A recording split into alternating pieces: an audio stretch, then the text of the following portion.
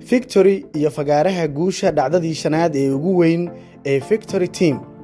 Waxaan kugu casuumaynaa munaasabadda sanadlaha ee loogu talagalay guusha dhiirigelinta iyo abaalmarinta guuleystayaasha sanadka 2024. Goobta ay ka dhici doonto waa beerta Xamar. Tirada dadka ka qaybgalaya waa 1200 oo qof.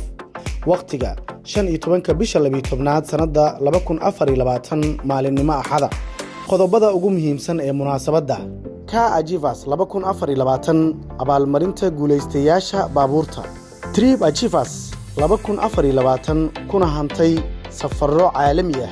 Cash Achievers 2024 kuna guuleystay lacagta abaalmarinta ee helay.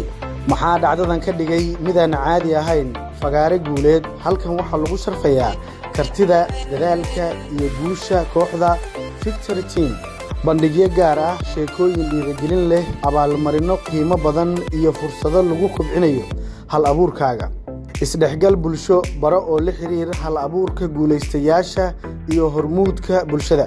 Haseegin fursadan gaarka ah oo lagu wadaagayo farxadda guusha iyo abaalmarinta guuleystayaasha. Victory Team guushaada ayaa ugu muhiimsan.